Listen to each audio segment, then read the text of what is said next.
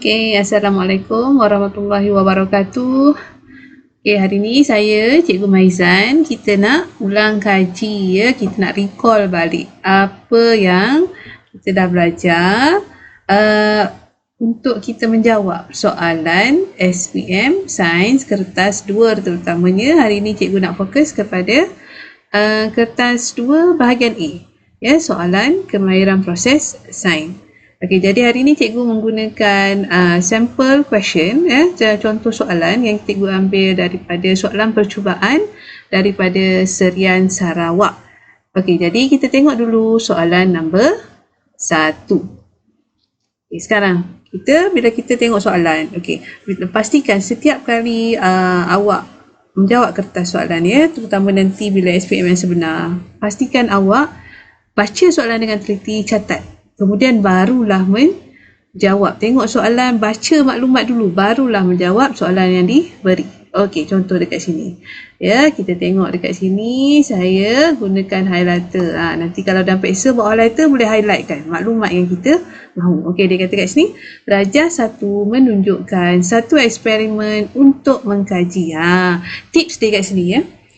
Dalam soalan, dalam penyataan soalan ini, ya, bila kita baca penyataan soalan dekat sini, ini penyataan soalan ya. Bila kita baca, bila kita come across perkataan ni untuk mengkaji. Biasanya selepas perkataan untuk mengkaji ini, dia diikuti dengan pemboleh ubah. Sama ada dia pemboleh ubah bergerak balas ataupun pemboleh ubah dimanipulasi, ataupun mungkin juga dia nyatakan pemboleh ubah yang dimalarkan. Jadi always alert. Bila nampak je perkataan untuk mengkaji, kita gariskan ataupun kita highlightkan tindak balas logam magnesium dengan asid hidroklorik cair. Kemudian dia kata apa?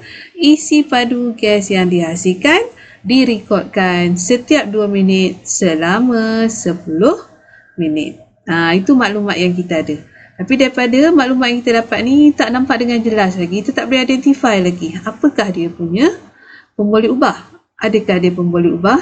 Adakah tindak balas logam, magnesium dengan asid ini adakah dia pemboleh ubah bergerak balas ataupun dimanipulasi ataupun dimalarkan?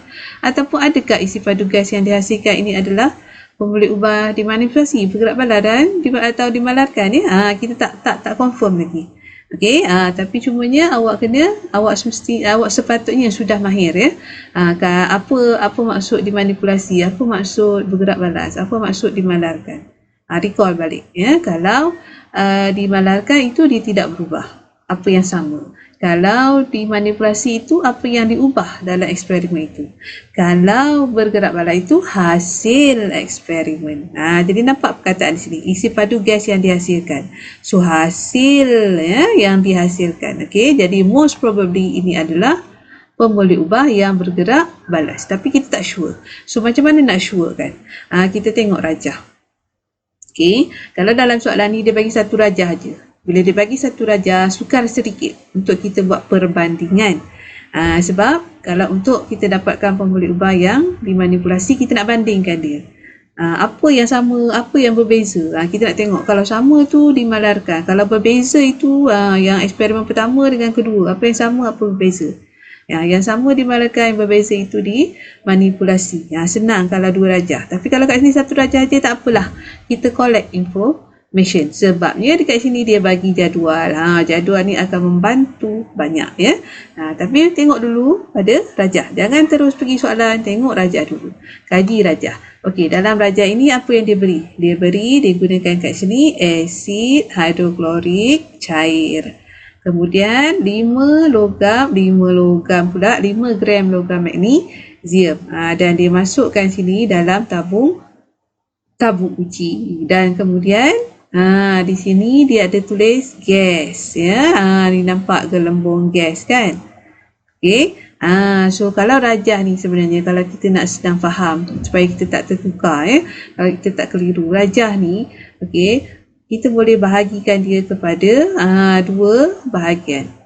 Kenapa cikgu bagikan dua bahagian? Bahagian yang pertama ini adalah di awal eksperimen. Maksudnya ini mula-mula. Okey, dia isikan dalam tabung uji ni, dia isikan asid hidroklorik, kemudian dia masukkan logam magnesium. Bila dia dah sambungkan tube gas ini ke dalam balang gas, dibiarkan untuk tempoh 10 minit ini, maka dia mendapat hasil. Ni dipanggil hasilnya. Okey, kalau ini hasil ataupun hasil eksperimen, okey, adalah pemboleh ubah bergerak balas. Dan inilah juga kita punya pemerhatian. Ingat ya, dalam soalan bahagian A kertas 2 ini dia ada soalan pemerhatian. So kalau dia tanya pemerhatian, dia merujuk kepada hasil eksperimen. Apa yang kita dapat di bahagian sini. Bahagian sini cikgu tulis hasil. Tengok ya, di bahagian awal ni biasanya melibatkan pemboleh ubah dimanipulasi dan juga dimalarkan. Di bahagian hasil ini confirm itu adalah pemboleh ubah bergerak balas ataupun dia adalah pemerhatian. Okey, itu pada rajah. Okey, sekarang dia dah bagi jadual. Bila dia bagi jadual, sangat mudah untuk awak mengenal pasti pemboleh ubah dimanipulasi dan pemboleh ubah bergerak balas. Sebab apa? Sebab bila dia bagi jadual, apa yang datang mula-mula ni, kalau dia bagi jadual, bentuk dia untuk baris pertama, baris kedua, ya. Kolom yang pertama ni atas dan bawah. Yang atas ini adalah mesti ya. Yang atas ini adalah pemboleh ubah yang dimanipulasi, dan yang bawah ini ya, yang bawah ini adalah confirm, mesti ya, pemboleh ubah bergerak balas. Jadi kat sini dah dapat dah. Kalau dia tanya apakah pemboleh ubah yang dimanipulasi, awak tengok aja pada jadual. Kalau dia bagi jadual. So apakah pemboleh ubah dimanipulasi? Masa. Okey. Tapi ingat satu perkara. Untuk menulis pemboleh ubah, dia mesti ada dia punya pemboleh ubah, parameter dan pemboleh ubah. Ingat cikgu cakap ya, kalau tulis pemboleh ubah dia mesti ada parameter dan bahan. Okey. Contohnya bahan dia bagi logam. So parameter, kalau logam saja tak boleh jadi pemboleh ubah, dia kena jenis logam. Tetapi untuk kes macam dia ada special case ya, untuk dimanipulasi ni, untuk pemboleh ubah dimanipulasi kat sini, dia contohnya seperti masa, inersia, suhu. Kita tak perlu letak parameter. Kita terus boleh ambil dia sebagai, tulis dia sebagai pemboleh ubah yang dimanipulasi. Tapi kalau nak juga boleh, tak ada masalah ya. Awak boleh tambah kat sini masa yang diambil, okey, tempoh masa boleh ya. Dan untuk pemboleh ubah bergerak balas, cek balik kat sini, dia tulis ni isi padu gas. Ada tak parameter, ada tak bahan. So apa bahan dia? Bahan dia gas. Apa parameter dia? Isi padu. Jadi lengkap dah. Inilah pemboleh ubah bergerak balas, iaitu isi padu gas. Apakah pemboleh ubah dimanipulasi? Tempoh masa ataupun masa saja boleh. Okey, sekarang kita dah dapat maklumat, dah catat dah pada rajah ni, dah tahu pemboleh ubah ni. Yang penting dalam soalan soalan bahagian A ni, awak tahu pemboleh ubah ya, sebab soalan lain yang ditanya itu adalah berkait rapat dengan pemboleh ubah ini. Jadi kita tengok soalan A. Okey, untuk soalan A, nyatakan faktor yang ditetapkan dalam eksperimen ini. Tengok ya, kalau untuk bentuk yang sekarang ini ya, saya rasa soalan SPM tahun 2019 dia dah mulakan. Dia kata faktor yang ditetapkan. Actually bila dia tanya faktor yang ditetapkan ini, apa yang dia nak sebenarnya? Dia nak faktor yang ditetapkan ini, kalau dia adalah sebenarnya, kalau dulu soalan dulu dia terus direct. Ya, dia direct. Dia direct tanya. Sebenarnya dia nak tanya apakah pemboleh ubah. Kalau faktor tu adalah pemboleh ubah. Kalau come across the word faktor yang apa? Kadang-kadang dia tanya faktor yang diubah-ubah. Kalau faktor yang diubah-ubah, dia adalah pemboleh ubah dimanipulasi. Kalau di sini dia kata faktor yang ditetapkan.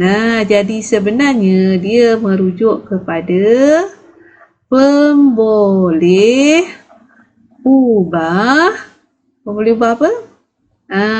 Yang dimalarkan. Sebab pembuli ubah yang dimalarkan adalah apa yang sama yang ditetapkan, itulah maksudnya. Perkataan yang ditetapkan ini maksudnya adalah apa yang sama. Okey. Jadi soalan tanya apa yang sama dalam eksperimen ini. Jadi kita tengok balik pada rajah. Ya, kita tengok balik pada rajah apa yang sama, sebab dia tak ada dua rajah kan, susah nak buat perbandingan. Okey, tapi tak apa, kita tengok di awal eksperimen. Jangan tengok di hasil. Hasil adalah pembuli ubah bergerak balas. Tengok ke awal. Ya, dan tengok awal. Biasanya kita lihat kepada jangan ambil ya, jangan. Cikgu ingatkan semula, jangan ambil alat radar sebagai pembuli ubah. Definitely wrong. Contohnya, kalau awak kata tabung uji, dia pakai tabung uji yang samalah. Tabung uji itu alat radar, salah. So kalau awak kata jenis tabung uji, salah.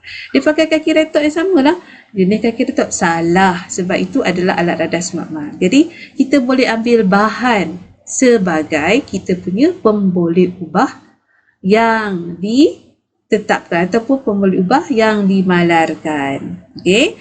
Contoh apa bahan kat sini? Dia pakai kat sini adalah magnesium. Dia pakai kat sini asid hidroklorik cair. Jadi kita boleh ambil lah bahan dia magnesium. Apa tentang magnesium? Apa yang sama? Ini adalah 5 gram. So 5 gram ni adalah dia punya gisim. So kita boleh ambil dia punya pembuli ubah PMLR ya. Cikgu buat short form macam tu. Okey. Gisim bahan.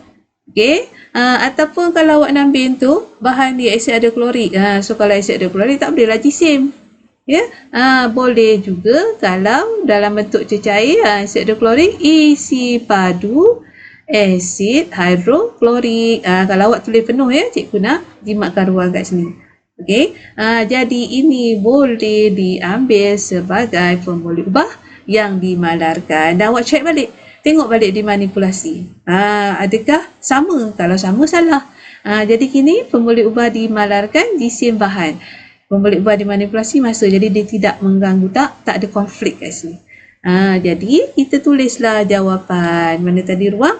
Faktor yang ditetapkan itu adalah pembuli ubah dimalarkan. Ingat ya, yang ditetapkan dimalarkan. Kalau yang diubah-ubah, itu adalah yang dimanipulasi. Tulis saja, ingat. Pembuli ubah mesti ditulis. Parameter dan bahan. Apa? Gisim apa tadi? Gisim bahan. Okay, ataupun boleh juga isi padu asid hidroklorik. Dapat satu markah. Okey, sekarang kita tengok soalan nombor 2. Soalan B ya. Soalan B. Keputusan eksperimen direkodkan dalam jadual 1. Mesti tengok jadual 1, jadual. Nampak jadual je mesti tahu. Ini PM, yang ini PB. So kemudian soalan dia, berdasarkan jadual 1, lukiskan graf isi padu gas melawan masa. Graf. Lepas perkataan graf, tak ada perkataan lain. Kalau dia graf saja, graf ya. Graf saja dia merujuk kepada graf garis. Jangan silap. Kalau dia nak carta bar atau graf palang, dia akan sebut bar palang kat sini. Lagi dia tak sebut, jangan buat bar atau palang. Mesti graf garis. Dan macam mana nak plot graf?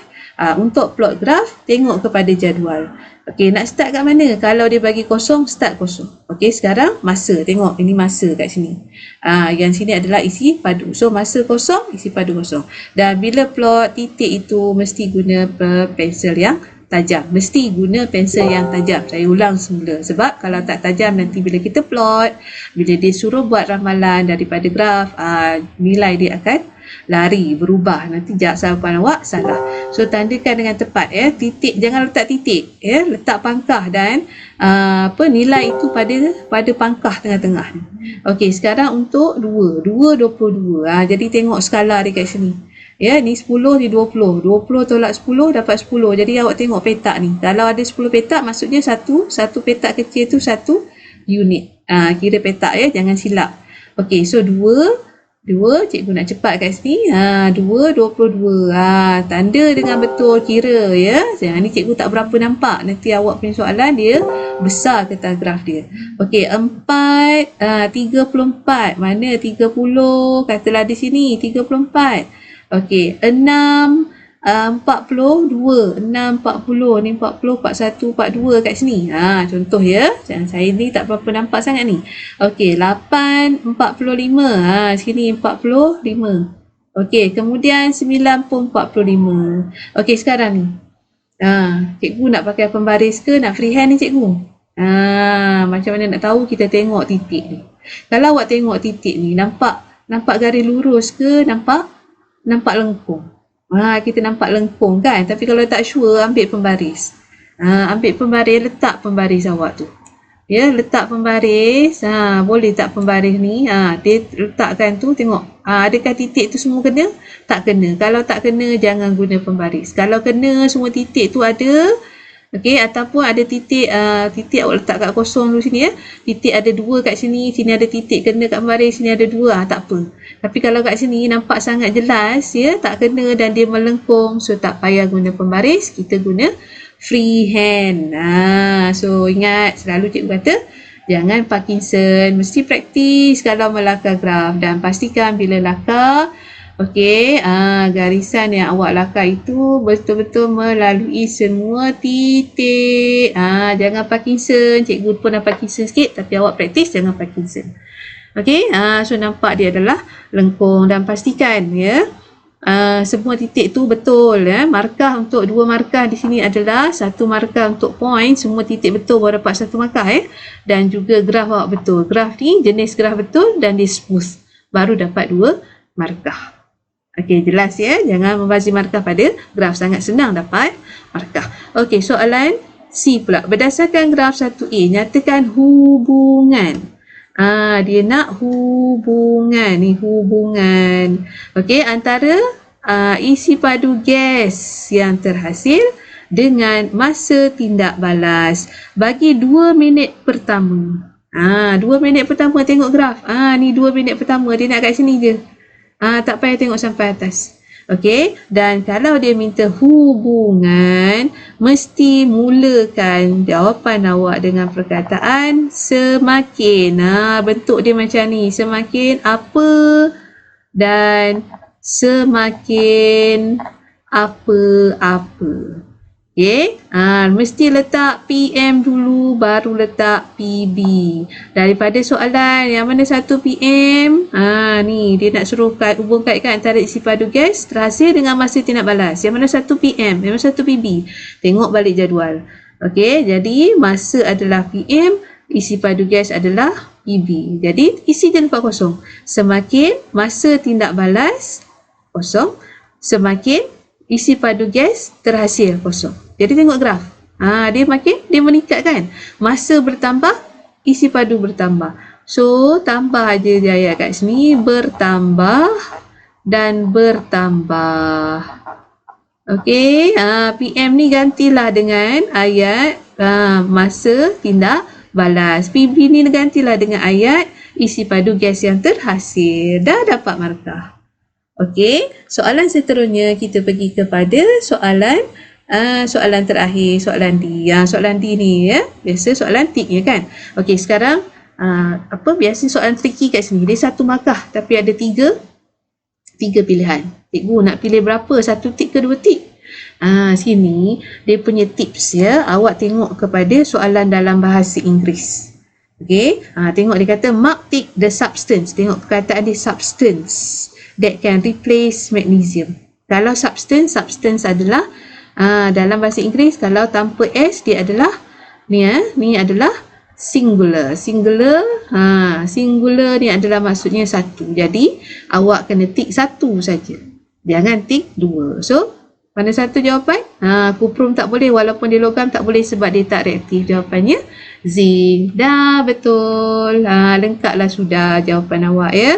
Awak kena tahu walaupun kuprum dia logam tapi dia sangat tidak reaktif. Jadi dia tidak bertindak balas dengan asid hidroklorik. So jawapannya zinc sahaja. Sulfur ni bukan logam, of course out.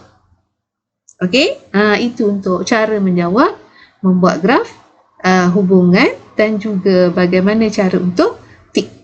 Okey, cikgu sambung lagi dengan soalan nombor 2, slide seterusnya.